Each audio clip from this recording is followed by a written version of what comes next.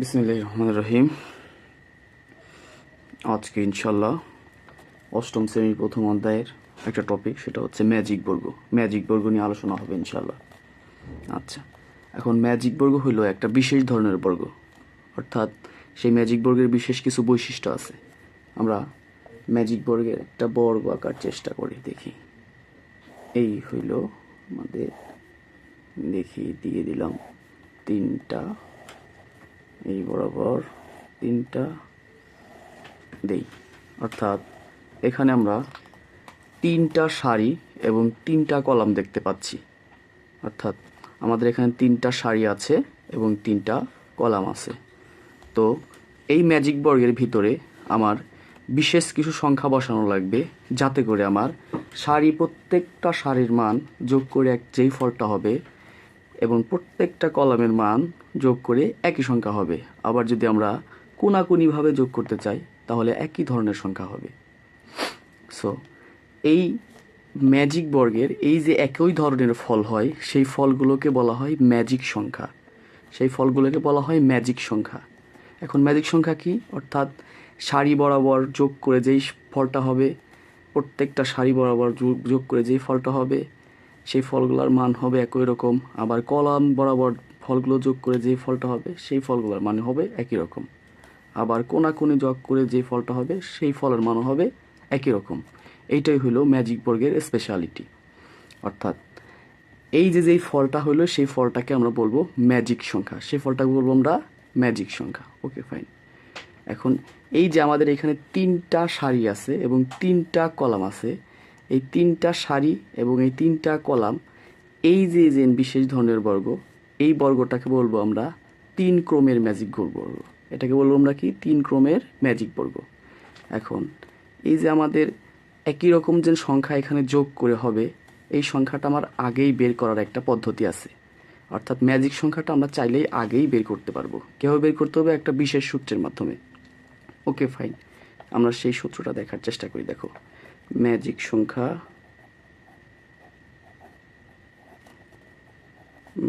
সংখ্যা বের করার সূত্রটা হলো n into n square plus 1 ভাগ হলো 2। তাহলে ম্যাজিক সংখ্যা বের করার একটা সূত্র হলো কি? n into n square plus 1 ভাগ হইল 2। অর্থাৎ এখানে n দ্বারা প্রকাশ করবে হইল যে আমার কয় ক্রমের ম্যাজিক বর্গ সেখানে দেয়া আছে। যততম ক্রম হবে n এর মান হবে তত। আমরা এখানে যে বর্গটা নিয়েছি, সেই বর্গটা হলো তিন ক্রমের ম্যাজিক বর্গ। অর্থাৎ এখানে n এর মান হবে 3। কাজে আমরা যদি এখানে n এর মান 3 বসিয়ে দেই, অর্থাৎ n এর মান যখন 3 বসাবো, তখন n এর পরিবর্তে 3 বসাইলাম। এখন n এর পরিবর্তে যখন 3 বসাবো, n এর উপরে ছিল স্কোয়ার, আমরা যখন স্কোয়ার দেব, যোগ 1 ভাগ হইল 2। আচ্ছা, দেখো, এই যে নিচে 2, এই যে ছিল 3 আর 3, 3 এর উপরে স্কোয়ার মানে 3 আছে 2টা। যখন আমরা 2টা 3 গুণ করব, তখন 3 এর মান হবে হলো 9, আর যোগ আছে হইল 1। ওকে, ফাইন। এইখানে নিচে 2, এই যে 3, 9 আর 1 যোগ করলে হয় 10। যখন আমি এই যে 2, এই যে 10 আর 2 কাটাকাটি করলে হয় 5। তাহলে আমার শুধু রয়ে গেল দুইটা সংখ্যা, একটা হলো এই 3 আর একটা হলো 5। 3 আর 5 গুণ করলে হয় 15।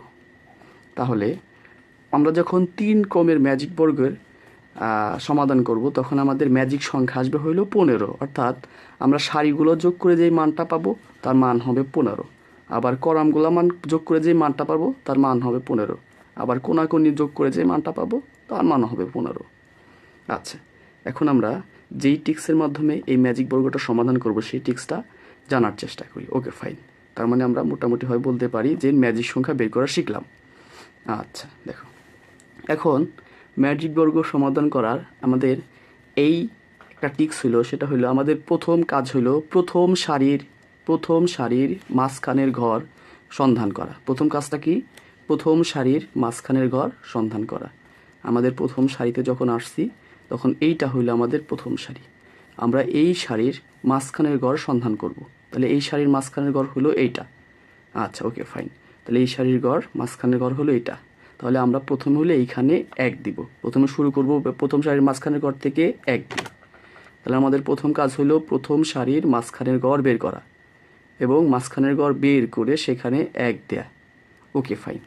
তারপর এই যে আমি যেই ঘরে 1 দিলাম সেই ঘরের কোনাকুনি বরাবর একটা দাগ দিয়েছি দাগ। এই দাগের মাথাটা দেখব কোনো ঘরের মধ্যে গিয়ে পড়েছে কি পড়েনি। দেখি এই ঘরে এই দাগের মাথাটা কোনো ঘরে যা পেয়ে পড়েছে, না আমরা দেখতে পাইতেছি পড়ে নাই। আচ্ছা, তারপর যদি না পড়ে সেক্ষেত্রে আমরা দেখব যে এই যে দাগ দিলাম দাগের উপর দিয়ে কোনো ঘর আছে কি নাই। আমরা দেখতে পাচ্ছি দাগের উপর দিয়ে কোনো ঘর নেই। তারপর চেষ্টা করব দেখব যে এই ঘরের সাইড দিয়ে অর্থাৎ এই ডান পাশ দিয়ে কোনো ঘর আছে কি নাই। আমরা দেখতে পাচ্ছি যে ডান পাশ দিয়ে ঘর আছে। যদি থেকে থাকে ওই সিরিয়ালের সবার লাস্টের ঘরে চলে যেতে হবে।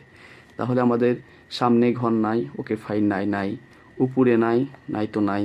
আমরা সাইডে ঘর দেখতে পাচ্ছি এবং সেই ঘরের একেবারে লাস্টে চলে যাব।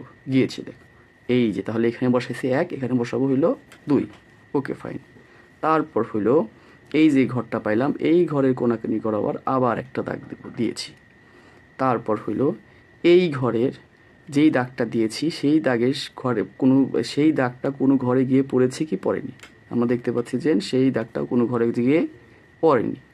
সো এখন দেখব হইলো এই সাইড দিয়ে কোনো ঘর আছে কি নাই। এই ঘরের সাইড দিয়ে কোনো ঘর আছে? আমরা এই ঘরের সাইড দিয়ে কোনো ঘর দেখতে পাচ্ছি না। তার মানে আমার দেখতে হবে উপর দিয়ে কোনো ঘর আছে কি নাই। আমরা দেখি এই ঘরের উপর দিয়ে কোনো ঘর আছে কি নাই। আমরা দেখতে পাচ্ছি এই ঘরের উপর দিয়ে ঘর আছে, এই যে ঘর। তাহলে এই ঘরের আমরা একেবারে সর্বশেষে চলে যাব। এই ঘরের একেবারে সর্বশেষ হইলো এইখানে। তাহলে এইখানে বসিয়েছিলাম হইলো 2, তাহলে এইখানে বসবে হইলো 3। Okay fine. তাহলে প্রথম নিয়মটা হইলো আমাদের প্রথম লাইনের প্রথম সারির মাঝখানের ঘর খুঁজে ওইখানে 1 বসানো, মানে 1 বসানো। 1 বসিয়ে ওই ঘরে দাগ দিয়ে সামনে ঘর আছে কিনা দেখা, না হলে উপরে দেখা নিচে দেখা, যেখানে ঘর পাবো ওই ঘরের সর্বশেষে বসিয়ে দিব। আমরা এখানে উপরে দেখছি পাইনি, সাইডে দেখছি পাইছি, বিধায় সর্বশেষে বসায় দিছি। এখানেও একই কাজ, দাগ দিয়েছি, সামনে পাইনি, সাইডে পাইনি, উপরে পাইছি, উপরের সর্বশেষে বসিয়ে দিয়েছি। এই হলো আমার 3টা নিয়ম। তারপর আবার এই যে ঘরটা নাম্বারটা বসলাম এই নাম্বারের এই কোনাকানি বরাবর দাগ দিব।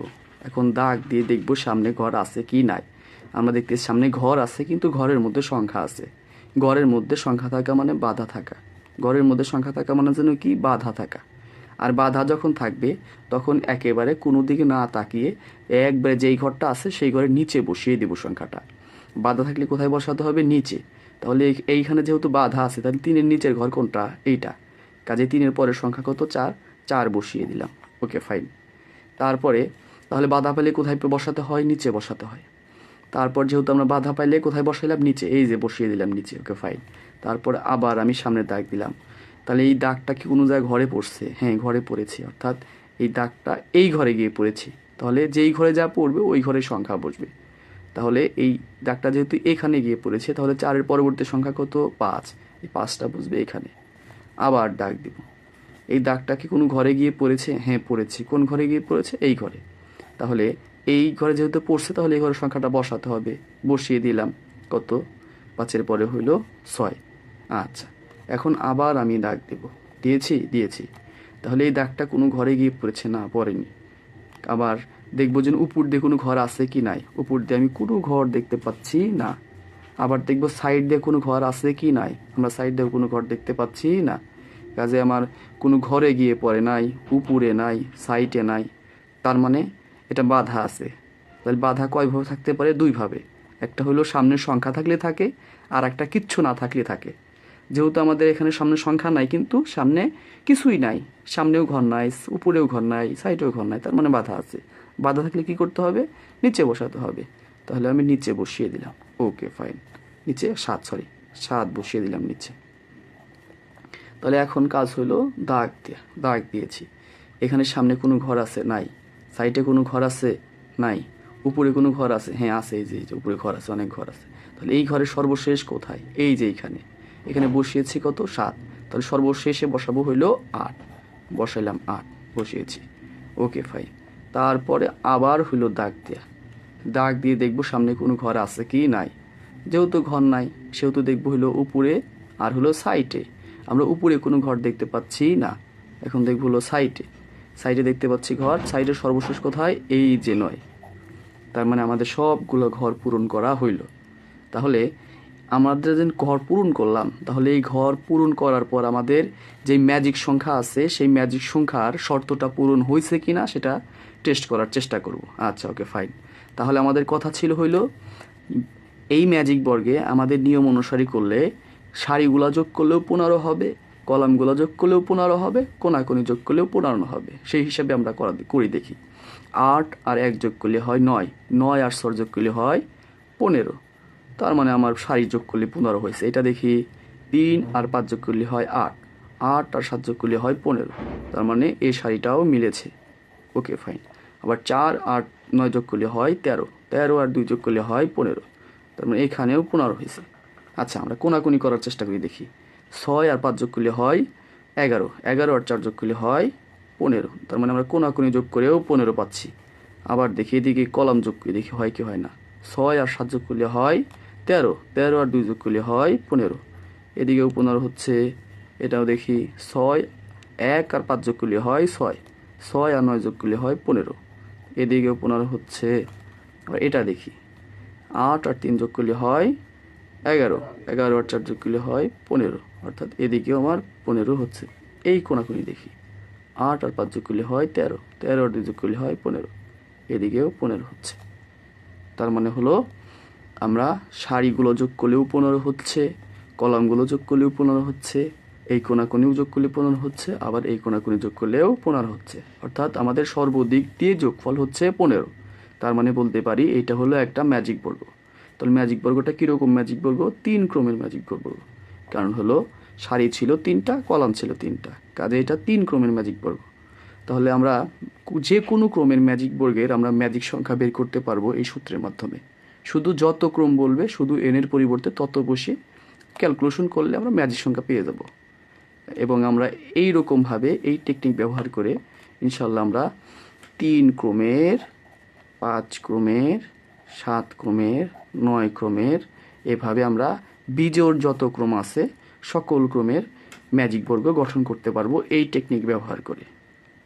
তাহলে আজকের ক্লাসে আমাদের শেখা হইল বিজোড় সংখ্যক ক্রম এর ম্যাজিক বর্গ তৈরি এবং ম্যাজিক সংখ্যা নির্ণয়ের সূত্র। তাহলে আজকের ক্লাস শেখা হইল কি? বিজোড় সংখ্যক ম্যাজিক বর্গ, বিজোড় সংখ্যক ম্যাজিক বর্গ তৈরি এবং আমাদের ম্যাজিক সংখ্যা কিভাবে বের করতে হয় সেটার সূত্র।